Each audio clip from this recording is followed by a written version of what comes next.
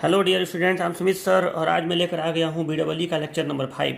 देखिए, बीडब्ल्यू के पिछले लेक्चर में हम लोगों ने मैग्नेटिक सर्किट के बारे में पढ़ा था और हम लोगों ने ये पढ़ा था कि जैसे इलेक्ट्रिक सर्किट होता है, इलेक्ट्रिक सर्किट किसे कहते हैं? जिस पे करंट प्रवाहित होता है उसे इलेक्ट्रिक सर्किट कहते हैं। और मैग्नेटिक सर्किट किसे कहते हैं? तो जिस भी पथ पर फ्लक्स स्थापित होता है उसे मैग्नेटिक सर्किट कहते हैं। यही दोनों में अंतर होता है। अब देखिए, मैग्नेटिक सर्किट में हम लोगों ने कई सारे नए शब्दों के बारे में पढ़ा था। जैसे एक टर्म था एमएमएफ, ठीक है। फिर एक टर्म था रिलक्टेंस, और फ्लक्स से तो हम लोग भली भांति परिचित हैं, ठीक है। इन सब चीज़ों के बारे में हमने पढ़ा था, और भी चीज़ों के बारे में पढ़ा था, लेकिन मेनली यही तीन शब्द होते हैं: एमएमएफ, रिलक्टेंस और फ्लक्स, ठीक है। एमएमएफ इलेक्ट्रिक सर्किट के ईएमएफ के समतुल्य होता है, रिलक्टेंस इलेक्ट्रिक सर्किट के रेजिस्टेंस के तुल्य होता है, और फ्लक्स इलेक्ट्रिक सर्किट के करंट के तुल्य होता है, ठीक है। इसे फाई से रिप्रेजेंट करते हैं, इसे आई से रिप्रेजेंट करते हैं। तो फाई जो है वो आई के समतुल्य होता है। रिलक्टेंस को यस से रिप्रेजेंट करते हैं, रेजिस्टेंस को आर से रिप्रेजेंट करते हैं। एमएमएफ को हम लोग जनरली एन आई, इसका फॉर्मूला क्या होता है एमएमएफ का? तो एमएमएफ इज इक्वल टू होता है एन आई, ठीक है। और एमएमएफ का जो रियल डिफिनेशन था कि एकांक उत्तरी ध्रुव को किसी भी चुंबकीय फ्लक्स पर किसी भी चुंबकीय पथ पर चलाने में जो किया गया कार्य होता है उसे ही एमएमएफ कहते हैं। यानी N I is equal to हो जाता था एच एल, ठीक है। ये सब आपको याद होगा, ठीक है। और इसका मात्रक होता है एम्पियर टर्न। तो ampere turn is equal to आप लिख सकते हैं N I is equal to H L, ऐसे आप लिख सकते हैं, ठीक है। और आपको जैसे इलेक्ट्रिक सर्किट में होता था E M F is equal to E is equal to V is equal to I R होता है ना, तो E is equal to I into R होता है, ठीक है। उसी तरह से M M F is equal to आपका एक और फार्मूला हो जाएगा कि M M F is equal to phi into S, ठीक है। या phi is equal to M M F upon reluctance, MMF upon reluctance, ठीक है। तो ये सारी चीज़ें आपको याद रखना पड़ेगा। चलिए, आज का हम लोग नया हेडिंग शुरू करते हैं जिसका नाम है magnetic circuit, types of magnetic circuit.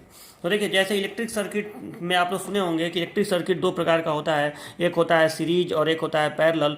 मैंने जो इलेक्ट्रिक सर्किट का संयोजन होता है वो दो प्रकार का होता है, एक सीरीज और एक पैरेलल। जैसे सीरीज इसको कहते हैं जब रेजिस्टेंस ऐसे सीरीज में जुड़े हों, और पैरेलल आप लोग जान ही रहे हैं कि जब रेजिस्टेंस पैरेलल में जुड़े हों तो उसे पैरेलल कॉम्बिनेशन कहते हैं। सेम उसी तरीके से मैग्नेटिक सर्किट भी दो प्रकार के होते हैं, एक होता है सीरीज मैग्नेटिक सर्किट और एक होता है पैरेलल मैग्नेटिक सर्किट, ठीक है। तो आज हम लोग दोनों के बारे में पढ़ेंगे और कुछ न्यूमेरिकल्स भी सॉल्व करेंगे। तो देखिए, सीरीज मैग्नेटिक सर्किट क्या होता है।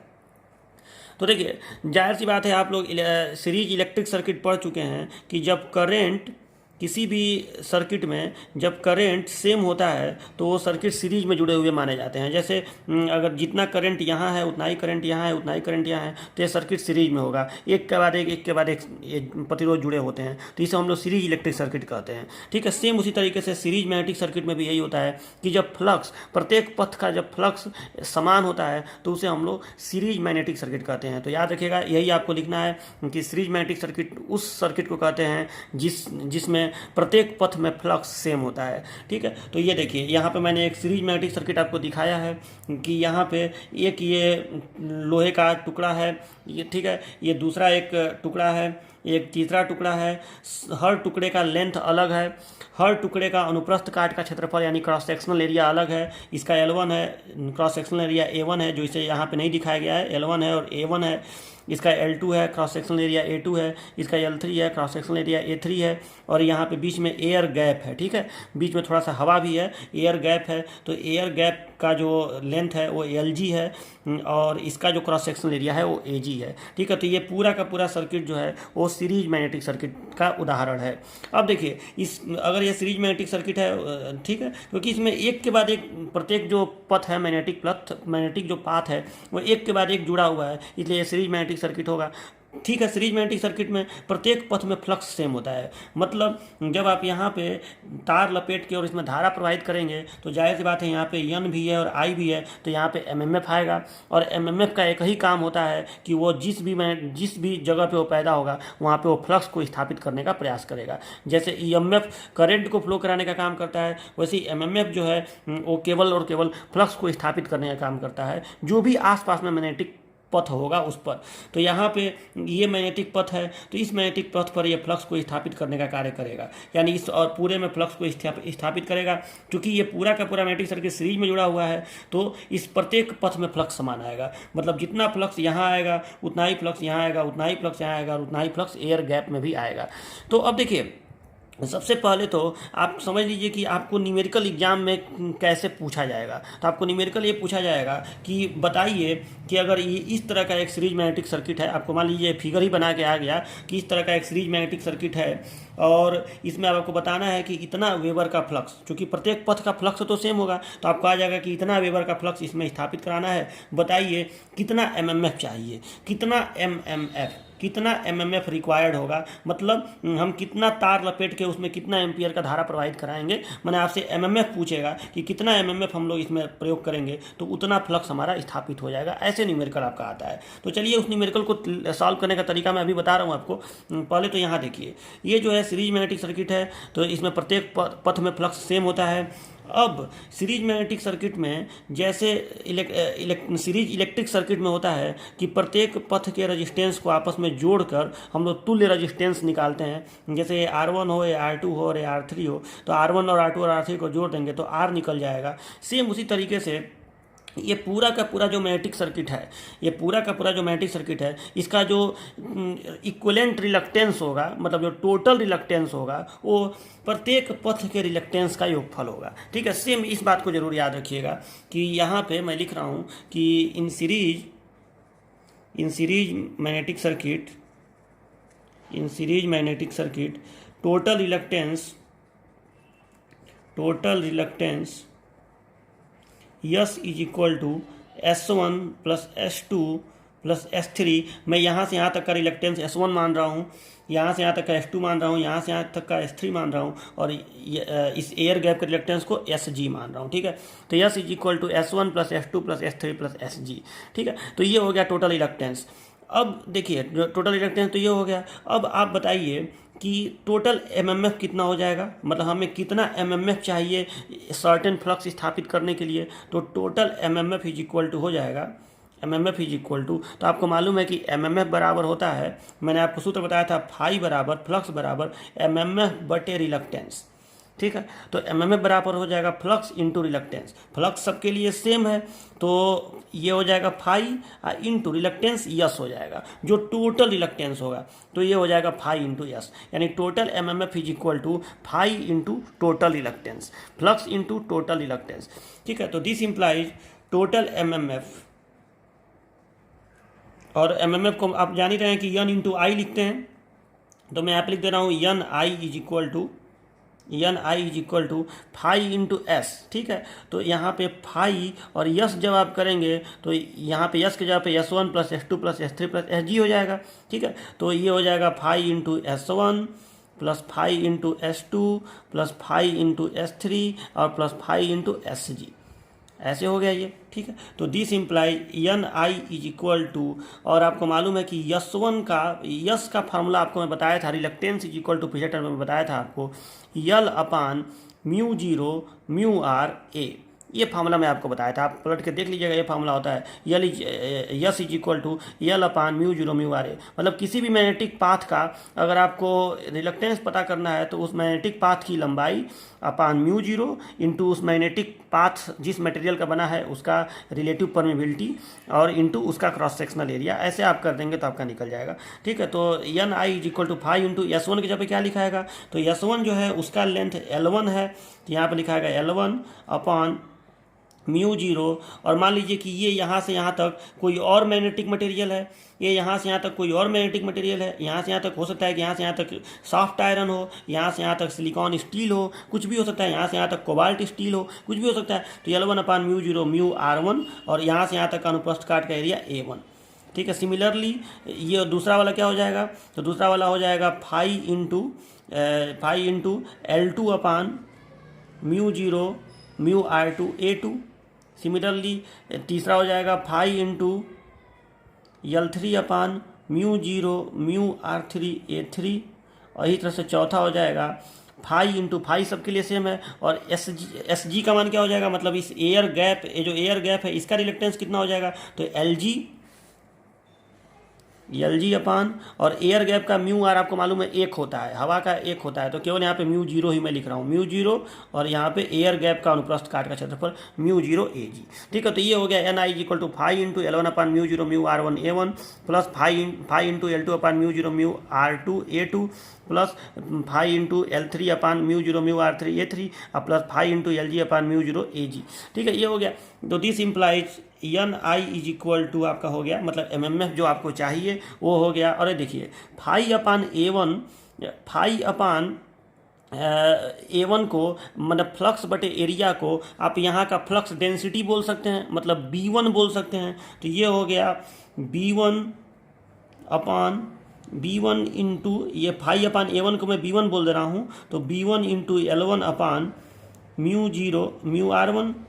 ठीक है, समझ रहे हैं ना। चलो मैं सही से लिख दे रहा हूँ इसको कि फाई अपान ए वन को आप बी वन लिख सकते हैं। ठीक है, तो ये हो गया B one into L one upon mu zero mu R one, ये फाई अपान ए वन को मैंने बी वन लिख दिया, plus phi upon A two को बी टू लिख दे रहा हूँ, तो B two into L two upon mu zero mu R two plus B three into L three upon mu zero mu R three plus यहाँ पे phi upon ए जी को मैं बी जी लिख दे रहा हूँ, मतलब एयर गैप का फ्लक्स डेंसिटी कितना वेबर प्रति मीटर स्क्वायर इस एयर गैप में स्थापित होगा। ठीक है, तो बी जी अपान ये हो जाएगा mu zero, B G into L G upon mu zero.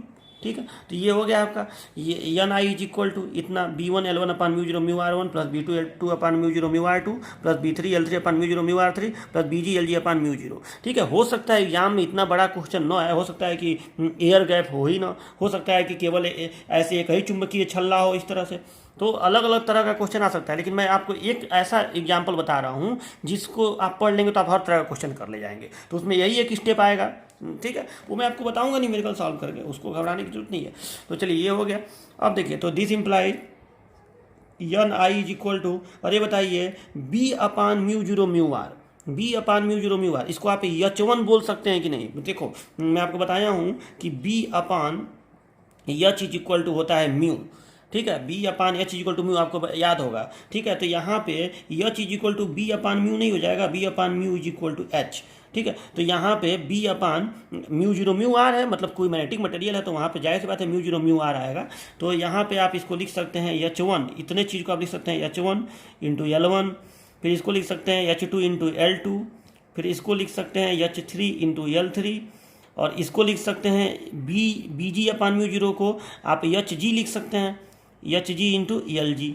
ठीक है, तो इससे आपको देखिए ये आपका हो गया M M F is equal to N I is equal to N I is equal to, मतलब कितना एम एम एफ चाहिए, तो H one L one plus H two L two plus H three L three और plus H G L G. और आपको याद होगा कि एच इंटू यल जो होता है, एच इंटू यल ये होता है, इसको भी एम एम एफ ही कहते हैं, मतलब एच इंटू यल को हम लोग एम एम एफ कहते हैं। तो हमको पता क्या चला कि कितना एम एम एफ यहाँ पे हमको एक सीरीज मैग्नेटिक सर्किट में एक certain M M F flux स्थापित करने के लिए कितना एम एम एफ चाहिए, ये एम एम एफ अनेक एम एम एफ का योगफल है। मतलब ये जो टोटल एम एम एफ है, टोटल एम एम एफ, ये एम एम एफ, ये एन आई क्या है, टोटल एम एम एफ, ये जो total M M F N I है, ये कहीं ना कहीं इतने दूर का एम एम एफ जो चाहिए, फिर इतने दूर का जो एम एम एफ चाहिए, फिर इतने दूर के लिए जो एम एम एफ चाहिए, और फिर इतने दूर के लिए जो एम एम एफ चाहिए, यानी प्रत्येक अलग अलग सीरीज पथ में, इतने दूर के पथ में, इतने दूर के पथ में, इतने दूर के पथ में और एयर गैप में, इस प्रत्येक पथ में हमको एक सर्टेन फ्लक्स स्थापित करने के लिए, फ्लक्स तो सबके लिए सेम है, तो फ्लक्स स्थापित करने के लिए जितना अलग अलग एमएमएफ चाहिए, सभी एमएमएफ का योगफल होगा टोटल एमएमएफ। यही ये बता रहा है। ठीक है, कि प्रत्येक पथ के लिए जो अलग अलग, क्योंकि एच इंटू यल भी एमएमएफ ही होता है, तो प्रत्येक अलग अलग पथ के लिए इतने दूर के लिए हमको एक सर्टेन फ्लक्स, फाई के लिए हमको यहाँ पे जो एमएमएफ चाहिए वो चाहिए H one into L one, यहाँ पे जो एमएमएफ चाहिए उसी फाई के लिए H two into L to, यहाँ पे जो एमएमएफ चाहिए वो चाहिए H three into L three, और यहाँ पे जो एमएमएफ चाहिए वो चाहिए एच जी इंटू एल जी। ठीक है। गैप के लिए मैं जी वर्ड यूज कर रहा हूँ, आप इसको H4 × L4 भी लिख सकते हैं, लेकिन मैं गैप के लिए HGLG यूज कर रहा हूँ।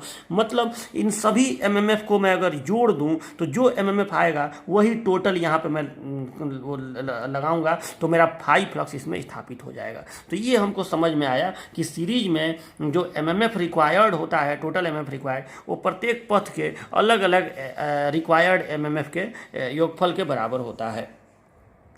तो देखिए इस बात को मैंने यहाँ लिख दिया है कि hence total MMF required is equal to summation of MMF required for each path. मतलब हमें एक फाई फ्लक्स स्थापित कराने के लिए किसी भी सीरीज मैग्नेटिक सर्किट में जो टोटल MMF चाहिए वो प्रत्येक पथ के MMF आवश्यक MMF के योगफल के बराबर होगा। Summation of MMF required for each path, यानी NI is equal to H1L1 plus H2L2 plus H3L3 plus HGLG। देखिए ये चीज़ कुछ इसी तरह से है जैसे सीरीज सर्किट में, इलेक्ट्रिक सीरीज सर्किट में होता था कि total V is equal to V1 plus V2 plus V3।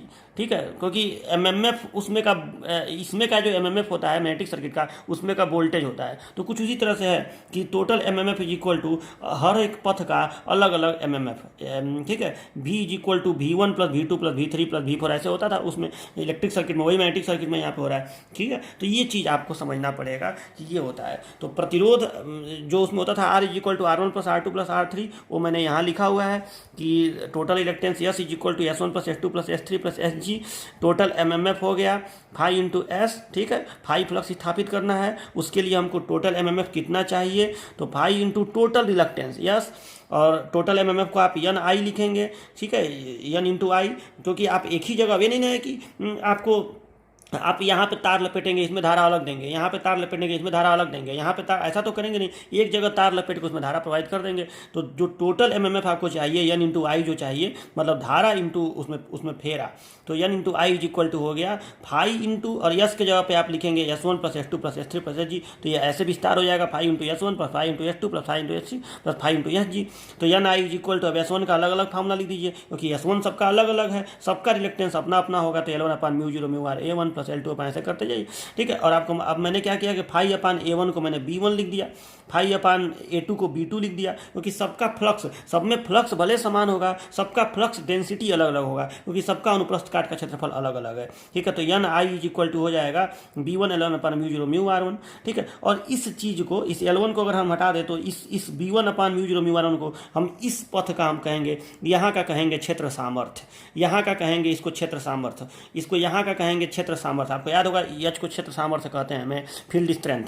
तो यहाँ का H1 प्लस यहाँ का H2 प्लस यहाँ का H3 प्लस यहाँ का HG, और सब में L1 का गुणा तो होगा ही होगा क्योंकि यहाँ पे L1 है, तो H1 into L1 plus H2 into L2। और आपको मालूम है कि ये जो चीज़ होता है H इंटू L, ये आपका कुछ और नहीं है बल्कि ये भी MMF ही होता है। ठीक है, तो हमको ये पता चला कि जो टोटल MMF हमको चाहिए वो अलग अलग MMF का योगफल होगा। तो इस तरह से हम लोग सीरीज मैग्नेटिक सर्किट का हम लोग डेरिवेशन कर लिए। अब मैं आपको बताऊंगा कि न्यूमेरिकल कैसे आपको पूछेगा। तो आपको मतलब देखो एग्जाम में जनरली ये क्वेश्चन आता नहीं है, इस पर न्यूमेरिकल ही आता है। जैसे आपको मालूम होगा कि तुल्य प्रतिरोध का डेरिवेशन नहीं आता है, उसमें न्यूमेरिकल ही आता है। उसी तरह से इसमें भी आपको यही क्वेश्चन पूछा जाता है कि बताइए कितना N इंटू आई, मतलब MMF कितना चाहिए। और भी तरह के क्वेश्चन आते हैं, मैं बताऊंगा सारा। लेकिन तो ये आप डेरिवेशन समझे रहेंगे तभी वो कर पाएंगे। तो आपको बस इतना करना है कि अपने कॉपी में हेडिंग डालना है मैग्नेटिक सर्किट के प्रकार, दो प्रकार का। सीरीज में लिखिएगा कि वो मैग्नेटिक सर्किट जिसमें फ्लक्स इक्वल होता है, प्रत्येक पथ का फ्लक्स इक्वल होता है, उसे सीरीज मैग्नेटिक सर्किट कहते हैं। और इसके बाद ये पूरा डेरिवेशन ऐसे कर दीजिएगा और ये पूरा ऐसे नोट कर लीजिएगा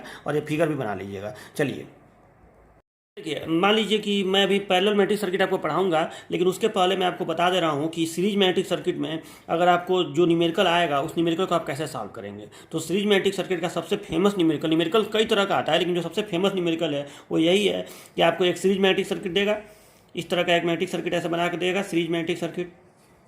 ठीक है, हो सकता है कि यहाँ पे एयर गैप हो थोड़े दूर, हो सकता है कि यहाँ से यहाँ तक का मटेरियल थोड़ा अलग हो। ठीक है, यहाँ से यहाँ तक का मटेरियल थोड़ा मोटा हो ऐसे, या फिर इधर ही कर दे रहा हूँ। ठीक है, तो यहाँ से यहाँ तक का हो सकता है मटेरियल थोड़ा अलग टाइप का हो, यहाँ से यहाँ तक, इसका अनुप्रस्थ काट भी अलग हो। ठीक है, तो इस तरह से अलग अलग हो सकता है कि यहाँ से यहाँ तक का लंबाई L1 हो। ठीक है, तो देखिए मान लीजिए इसी तरह का एक सीरीज मैग्नेटिक सर्किट आ गया, तो आपको मान लीजिए कि यहाँ से यहाँ तक का लेंथ L1 है। लेंथ देखिए हमेशा एकदम सेंटर लाइन पे ऐसे देखते हैं। ठीक है, ऐसे। ठीक है, अगर मैं पूरे को ऐसे, पूरे का एक सेंटर लाइन ऐसे बना दूँ, ठीक है। पूरा जो पूरा एक छल्ला दिख रहा है आपको, तो पूरे का एक सेंटर लाइन है सब। ये नहीं कि यहाँ लेंथ यहाँ देख लेंगे और यहाँ लेंथ बीच में देख लेंगे, ऐसा नहीं। पूरे का एक सेंटर लाइन बनाइए, तो यहाँ से यहाँ तक का लेंथ L1 हो गया, यहाँ से यहाँ तक का L2 ऐसे आ गया, ठीक है। और हो सकता है कि इस रचना है आपको सिंपल ऐसे आ जाए, एक छल्ला ऐसे दे दे, ठीक है, और इसी में कह दे कि एकदम सिंपल एक छल्ला एक ही समान पूरा पथ हो, और आपको इसी में कह दे कि बताइए कि इसमें इतना वेबर फ्लक्स स्थापित करने के लिए कितना एमएमएफ चाहिए, ऐसे पूछ दे। एमएमएफ माने यानी आई कितना चाहिए, आपको ये पूछ दे। हो सकता है कि ऐसे आ जाए, ऐसे क्वेश्चन आ जाए। ज़्यादातर ये क्वेश्चन बहुत फेमस क्वेश्चन है, इस तरह का क्वेश्चन भी आता है कि आपको एक छल्ला दे देगा, बस एक जगह एयर गैप होगा। मतलब ये भी सीरीज सर्किट ही है, इसमें अलग अलग तरह का नहीं है, बस एयर गैप है और एक पथ है। इसमें 1 2 3 पथ है, एयर गैप है। इसमें एक ही पथ है, तो इसमें भी रूल सीरीज वाला ही लागू होगा, ठीक है। इसमें कोई एयर गैप भी नहीं है। तो अलग अलग तरह के क्वेश्चन आपसे आते हैं, सब में आपका क्वेश्चन वही है कि कितना इतना फ्लक्स स्थापित कराने के लिए कितना एमएमएफ चाहिए। इसमें भी वही है कि एक सर्टेन फ्लक्स के लिए कितना एमएमएफ चाहिए, सब में वही क्वेश्चन है। तो आप कैसे इसको करेंगे, तो देखिए मैं आपको स्टेप बता रहा हूँ। आप सबसे पहला काम क्या करिएगा, ऐसा क्वेश्चन आए चाहे ऐसा क्वेश्चन आए चाहे ऐसा क्वेश्चन आए, सबसे पहला काम आप ये करिएगा कि उसमें जरा चेक कर पहले गिन लीजिएगा कि कितना मैग्नेटिक पथ है। जैसे इसमें 1 2 3 4 मैग्नेटिक पथ है, इसमें एक ही मैग्नेटिक पथ है, पूरा क्लोज छल्ला है, कहीं एयर गैप भी नहीं है, तो एक ही मैग्नेटिक पथ है, और एक ही पदार्थ का बना हुआ है, तो एक ही मैग्नेटिक पथ हुआ। और इसमें आप देख लीजिएगा तो इसमें 2 मैग्नेटिक पथ है, जैसे इस तरह क्वेश्चन में एक ये है और एक एयर गैप है, दूसरा मैग्नेटिक पथ। तो आप करिएगा क्या कि जितना मैग्नेटिक पथ हो, 1 हो 2 हो 3 हो 4 हो, जितना हो, प्रत्येक पथ का अलग अलग पहले आप ये H निकाल लीजिएगा, मतलब क्षेत्र सामर्थ्य निकाल लीजिएगा कि प्रत्येक पथ का क्षेत्र सामर्थ्य कितना होगा। ओके, तो इसको मैं यहाँ लिख दे रहा हूँ कि पहला काम क्या करेंगे कि प्रत्येक पथ का H ज्ञात करते हैं, क्षेत्र सामर्थ्य, ठीक है। ये एग्जाम के लिए, मतलब मैं स्टेप एग्जाम में नहीं आएगा लिखने को, मैं बस आपको बता रहा हूँ कि न्यूमेरिकल कैसे सॉल्व करेंगे। H ज्ञात करते हैं, कैसे H ज्ञात करेंगे आप लोग, तो H ज्ञात करेंगे ऐसे कि H is equal to B upon mu zero mu R, इस फॉर्मूला से ज्ञात करेंगे, ठीक है। जैसे यहाँ पे अच्छा, और ये बी कैसे ज्ञात करेंगे, आपको मान लीजिए बी नहीं दिया है, क्योंकि बी तो हर पथ का अपना अपना होगा। आपको फाई दिया रहेगा, फाई सीरीज में सेम ही होता है, तो अगर आपको फाई दिया रहेगा तो आप फाई बी के जगह पे आप फाई लिख देंगे, तो B is equal to phi upon A होता है, तो ये हो जाएगा mu zero mu R A, ठीक है। तो ये हो गया। तो अब आपको प्रत्येक फाई तो सबके लिए सेम ही रहेगा, तो आपको इसका अगर ज्ञात करना है H, तो phi upon mu zero mu R1 A1, इसका ज्ञात करना है तो phi upon mu zero mu R2 A2, इसका ज्ञात करना है तो phi upon mu zero mu R3 A3, इसका ज्ञात करना है तो phi upon mu zero mu R नहीं, अब क्योंकि हवा के लिए म्यू R 1 होता है, तो phi upon mu zero AG, phi upon mu zero AG केवल हवा का अनुप्रस्थ काट है, जो एयर गैप है उसका अनुप्रस्थ काट, ये सब आपको दिया रहेगा। अनुप्रस्थ काट का क्षेत्रफल कितना है वो सब आपको दिया रहेगा, वो नहीं दिया रहेगा तो आपको व्यास दिया रहेगा, उससे आपका निकल जाएगा, ठीक है। यहाँ पे आपको ज्ञात करना है तो केवल 2 ही पथ है, तो आप लिखेंगे H1 बराबर phi upon mu zero mu R1 A1, और HG बराबर phi upon mu zero AG, हो गया। अच्छा, इसमें आपका एक ही पथ है, तो इसमें आप H1 H2 लिखेंगे नहीं, सीधे खाली H बराबर लिख देंगे, H बराबर phi upon mu zero mu R A, यही वाला फॉर्मूला क्यों लिख देंगे, क्योंकि एक ही मैग्नेटिक पथ है। तो आपको प्रत्येक पथ का H ज्ञात करना है, ऐसे आपका प्रत्येक पथ का H ज्ञात हो जाएगा। अब दूसरा काम देखिए क्या करिएगा, ठीक है। बाकी चीज़ आपको दिया रहेगा, उसका टेंशन मत लीजिएगा। आपको फाई दिया रहेगा, म्यू R1 म्यू R2 जो भी है सब दिया रहेगा। आपको अनुप्रस्थ काट का व्यास तो दिया ही रहेगा, व्यास दिया रहेगा तो एरिया निकल जाएगा, अनुप्रस्थ काट का क्षेत्रफल, ठीक है। व्यास दिया रहेगा तो त्रिज्या निकल जाएगा, फिर आप पाई R स्क्वायर कर देंगे, तो उससे आपको हर एक पथ का अपना अपना निकलता जाएगा। और L1 L2 L3 भी दिया रहेगा, वो मैं बता रहा हूँ अभी। चलो, तो ये प्रत्येक पथ का H ज्ञात कर लीजिएगा, पहला काम। अब दूसरा काम क्या करिएगा कि आप प्रत्येक पथ के लिए कितना एमएमएफ चाहिए। एमएमएफ को हम लोग एम्पियर टर्न भी कहते हैं। मैंने हेडिंग डाला है step to calculate MMF required or ampere turn, मैंने एम्पियर टर्न कितना चाहिए। एमएमएफ को ही तो एम्पियर टर्न कहते हैं, या आई उसका सूत्र होता है, मात्रक होता है एम्पियर टर्न, मतलब एक सर्टेन फ्लक्स के लिए हमको कितना एम्पियर टर्न चाहिए। तो अब आप क्या करिएगा कि अब आप प्रत्येक पथ का एम्पियर टर्न निकालिएगा ऐसे। तो प्रत्येक पथ का हम लोग एम्पियर टर्न निकालते हैं, ठीक है। प्रत्येक पथ का एम्पियर टर्न निकालते हैं।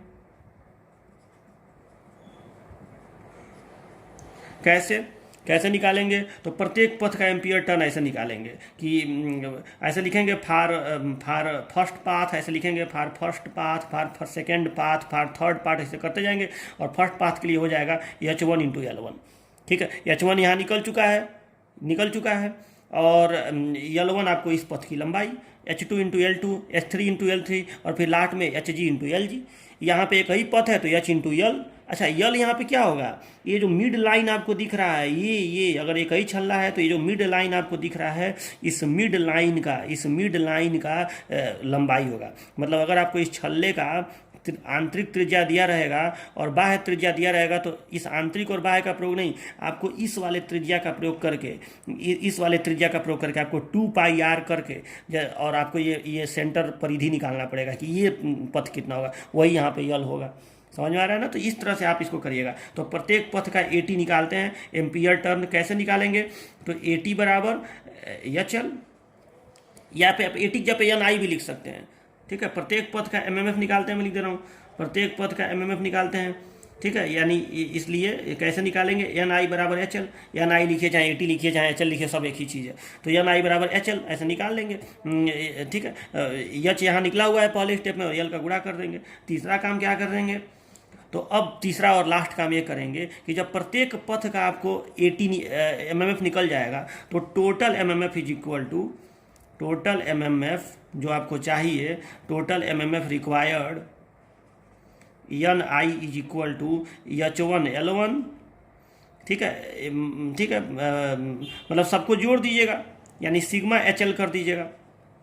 ठीक है, यानी H1L1 plus H2L2 plus dot dot में लिख दे रहा हूँ, बात खत्म। समझ में आया ना। तो इस तरह से आप कर लीजिएगा। अच्छा, यहाँ पे अगर एक ही मैग्नेटिक पथ है तो यही आंसर हो जाएगा। अगर एक ही मैग्नेटिक पथ है तो यही जो HL निकला है वही आंसर हो जाएगा। दो मैग्नेटिक पथ है तो दो बार में होगा, H1L1 और HGLG इस वाले के लिए। ठीक है, तो इस तरह से आपका ये आप लोग क्वेश्चन अपना करिएगा। तो मैं अभी इस पर क्वेश्चन आपको दे भी दूंगा जिसको आप लोग बड़ी आसानी से सॉल्व कर लेंगे। ओके, देखिए अब मैं एक न्यूमेरिकल आपके सामने लेकर आया हूँ कि यदि एक लोहे के छल्ले की आंतरिक त्रिज्या 10 सेंटीमीटर है तथा मोटाई 1 सेंटीमीटर है, इसमें 2 मिलीमीटर का एयर गैप है, यदि छल्ले में 0.1 मिली वेबर का फ्लक्स स्थापित करना हो तो आवश्यक एम्पियर टर्न ज्ञात कीजिए। तो देखिए एक छल्ला है।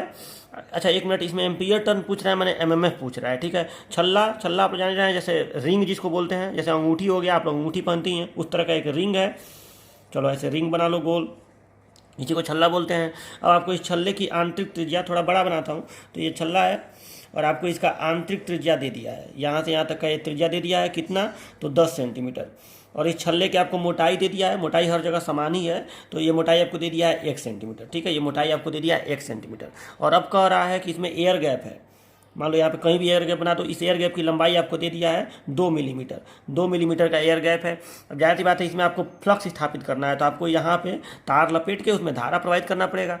ठीक है, तो अब आपको फ्लक्स कितना स्थापित करना है पूरे में, तो फ्लक्स स्थापित करना है 0.1 मिली वेबर। 0.1 मिली वेबर का फ्लक्स स्थापित करना है। वो अब ये 0.1 मिली वेबर इस लोहे के छल्ले में भी आएगा और इस एयर गैप में भी आएगा, क्योंकि ये सीरीज मैग्नेटिक सर्किट है। ठीक है, तो फ्लक्स सब में सेम होगा। तो आपको अब इतना फ्लक्स स्थापित करने के लिए, 0.1 मिली वेबर फ्लक्स स्थापित करने के लिए आपको यहाँ पे कितना एम्पियर टर्न देना पड़ेगा, मतलब कितना MMF चाहिए आपको। ठीक है, कितना एम्पियर टर्न की आवश्यकता है वही आपसे पूछ रहा है 0.1 मिली वेबर फ्लक्स स्थापित करने के लिए, जहाँ पे एयर गैप भी है। अगर ये एयर गैप नहीं आता तो एम्पियर टर्न का आंसर कुछ और आएगा। अगर एयर गैप लंबा हो तो एम्पियर टर्न का आंसर कुछ और आएगा। अगर पतला हो, मतलब कहीं ना कहीं इस एयर गैप से ये एम्पियर टर्न डिसाइड होगा कि कितना एम्पियर टर्न इसमें आएगा, क्योंकि इसमें दो चुंबकीय पथ है, एक ए है और एक ए है। ठीक है, तो आपको दोनों के आधार पर एम्पियर टर्न बताना है। तो अब आप क्या करेंगे इसके लिए, तो सबसे पहला काम आप इसमें करेंगे, मैं आपको तरीका क्या बताया हूँ, स्टेप के हिसाब से बढ़ते जाइए। तो सबसे पहले तो आप इसमें पहले स्टेप लगाने से पहले आप इसमें एक काम करिए कि इसमें 2 मैग्नेटिक पथ है, तो आप सबसे पहले प्रत्येक मैग्नेटिक पथ का आप L1 और ये पता कर लीजिए L1 A1 पता कर लीजिए कि इस मैग्नेटिक पथ का लंबाई कितना होगा और A1 कितना होगा, माने इस मैग्नेटिक पथ का ये अनुप्रस्थ काट कितना होगा। तो L1 कैसे इसका पता करेंगे, तो L1 इसका पता करेंगे। तो देखिए अब यहाँ पे ये जो त्रिज्या है ये 10 सेंटीमीटर है, तो मैं पहले ही आपको बताया हूँ कि जो L1 होगा वो L1 यहाँ से यहाँ तक का ये लंबाई होगा, यहाँ से यहाँ तक का ये लंबाई होगा L1। ठीक है, तो आप इसको कैसे पता करेंगे कि ये लंबाई कितना होगा, तो सीधी सी बात ये है कि अगर ये 10 सेंटीमीटर है तो यहाँ से यहाँ तक का त्रिज्या कितना होगा, तो 10 में, अगर ये पूरी मोटाई 1 सेंटीमीटर है तो 10 में आधा सेंटीमीटर आप जोड़ दीजिए, ठीक है। तो 10 में आधा सेंटीमीटर जोड़ दीजिए, मतलब 10.5 सेंटीमीटर, ठीक है। तो यहाँ से यहाँ तक 10.5 सेंटीमीटर हो गया। अब आप 2πr करेंगे, 2πr करेंगे तो कहीं ना कहीं आपका ये चीज़ निकल जाएगा। 2πr करेंगे तो ये लंबाई आपका निकल जाएगा कि ये लंबाई कितना होगा। तो आपका ये पूरा लंबाई निकलेगा, उस लंबाई में से आप 2 मिलीमीटर लंबाई घटा देंगे तो आपका निकल जाएगा L1 कितना होगा। तो ऐसे L1 निकल जाएगा। फिर A1 कैसे निकालेंगे, तो A1 के लिए आपको ये त्रिज्या पता है, ये त्रिज्या पता है, ये व्यास पता है, व्यास तो व्यास पता है, तो आप जाने रहे हैं πd²/4 कर देंगे, वही πr² करिए चाहे πd²/4 करिए, तो आपका ये निकल जाएगा कि ये अनुप्रस्थ काट कितना होगा, सेंटीमीटर स्क्वायर में निकलेगा। तो ऐसे अनुप्रस्थ काट यहाँ पे निकल जाएगा, तो L1 निकल जाएगा, A1 निकल जाएगा, ठीक है। उसके बाद LG, इसको लिखेंगे LG कितना है 2 मिलीमीटर, और AG तो वही होगा जो इसका होगा A2, क्योंकि ये अनुप्रस्थ काट और हवा का अनुप्रस्थ काट दोनों बराबर ही है यहाँ पे। तो ये हो गया आपका, तो आपने L1 A1 निकाला, फिर आपने LG AG निकाला, चलो ये चीज़ निकल जाएगा। अब आप स्टेप के हिसाब से बढ़ते जाएंगे कि सबसे पहले आप क्या करेंगे, पहला स्टेप कि कितना क्षेत्र सामर्थ्य इस लोहे के छल्ले के लिए चाहिए, मतलब आप H1 निकालेंगे। कैसे, तो ये निकालेंगे B/μ0 μr1 इंटू A1, ठीक है। अच्छा, यहाँ पे μr का मान मैं लिखना भूल गया हूँ, यहाँ पे दिया है कि फॉर आयरन, मतलब लोहे का छल्ला है ना, तो आयरन के लिए μr यहाँ पे क्वेश्चन में दिया था, μr का मान 500 दिया है यहाँ पे, ठीक है। ये मैं लिखना भूल गया था, तो μr का मान आपको इसके लिए दिया है। तो H1 आप निकालेंगे कैसे, B/μ0 μr1 अब B तो आपको पता नहीं है, लेकिन आपको फाई तो पता है ना, तो सॉरी H1 इक्वल टू हो जाएगा B/μ0 μr1। तो जब आप B के जगह पे φ/a करेंगे तो ये हो जाएगा φ/μ0 μr1 A1, ठीक है। तो आपको अब इस सूत्र से आपका H1 निकल जाएगा। इसी तरह से आप H2 निकालेंगे, कैसे, तो H2 क्या है, H2 कहीं ना कहीं Hg है, गैप का, तो ये हो जाएगा φ/μ0, अब इसमें μr नहीं होगा क्योंकि हवा है, बटे Ag।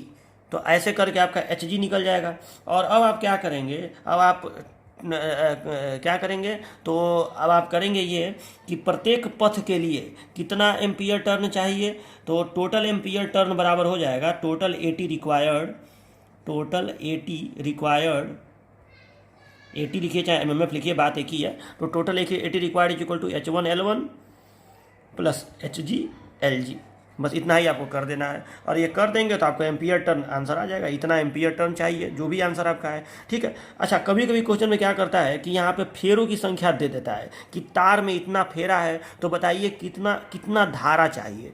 तो आप करेंगे क्या, मान लो यहीं पे मैं दे देता कि 500, सपोजेड में दे देता कि यहाँ पे इस तार में 1000 फेरे हैं, मैं आपको इसमें टर्म फेरों की संख्या दे देता है कि 1000 फेरे हैं, और आपसे पूछता है कि बताइए इसमें कितनी धारा भेजनी पड़ेगी इतना फ्लक्स स्थापित करने के लिए, तो आप एम्पियर टर्न निकाल लेते, ठीक है। मान लो कि एम्पियर टर्न का आंसर मान लो आया था 2000, सपोज कि 2000 एम्पियर टर्न आता, तो और यहाँ पे फेरा 1000 है, तो आपको 2 एम्पियर की धारा देनी पड़ेगी, सीधी सी बात है। Ni बराबर हो जाता है आपका 2000।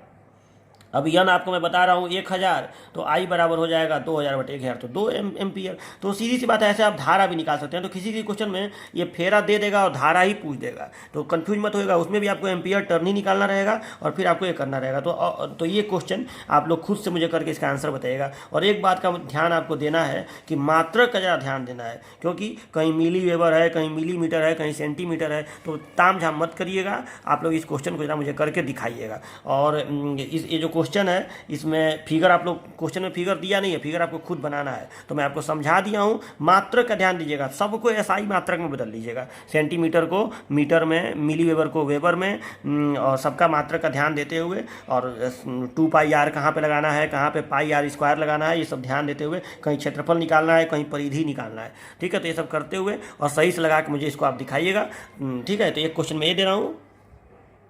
दूसरा क्वेश्चन मैं आपको दे रहा हूँ कि एक स्टील के छल्ले का cross sectional area 5 centimetre square है, ठीक है। एक स्टील का छल्ला है जिसका अनुप्रस्थ काट का क्षेत्रफल आपको दे दिया है, बहुत अच्छा किया है कि क्षेत्रफल ही दे दिया है। औसत परिधि 40 सेंटीमीटर है, मतलब इसका ये जो मीन सर्कम्फ्रेंस है ये भी आपको दे दिया, औसत परिधि, मतलब आपको ये भी कैलकुलेट करने की जरूरत नहीं है। और मतलब एक तरह से लंबाई दे ही दिया। इस छल्ले पर 200 फेरा भी दे दिया कि 200 फेरे लिपटे हुए हैं।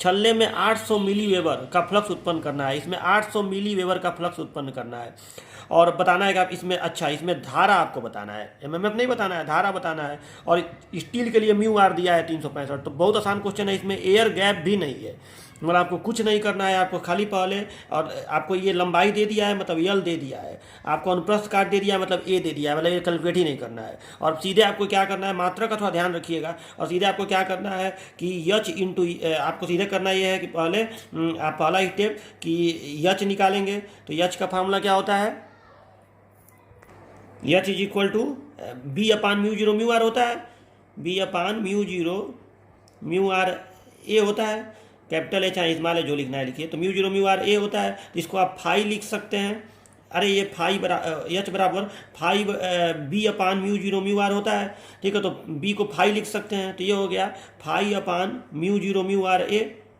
Mu zero mu R A हो गया। तो आपको ये फाई दिया ही हुआ है, म्यू जीरो म्यू आर पते हैं, म्यू जीरो 4 पाई इंटू 10⁻7 होता है, म्यू आर आपको दिया ही है, ये यहाँ पर दीजिए तो एच निकल गया। और फिर एम्पियर टर्न बराबर हो जाएगा, माने एमएमएफ बराबर हो जाएगा एन आई बराबर एच इंटू यल, हो गया, यल आपको दिया ही हुआ है, तो ये हो गया। और जब एन आई निकल जाएगा तो आपको एन दिया हुआ है तो आई नहीं निकल जाएगा, ठीक है, हो गया। जब एन आई निकल जाएगा तो एन आई बराबर इतना एम्पियर टर्न, कुछ भी तो आएगा ना, और एन का मान 200 दिया है तो उस 200 से उसमें भाग लगा देंगे तो आपका फेरा निकल जाएगा, तो आपका धारा निकल जाएगा। तो बहुत ही आसान क्वेश्चन है, जरा इसको आप करके दिखाइएगा। ये 2 क्वेश्चन मैं आपको दे रहा हूँ, और आप दोनों क्वेश्चन करके और सही से लिख के मुझे बताइए, दिखाइएगा। और जिनको नहीं आएगा वो मुझे बताइएगा ग्रुप में, व्हाट्सएप ग्रुप में, मैं उनको दोबारा ये बता भी दूंगा अगले लेक्चर में। तो चलिए आज इतना ही रहने देते हैं, नेक्स्ट लेक्चर में मिलेंगे, तब तक के लिए बाय बाय।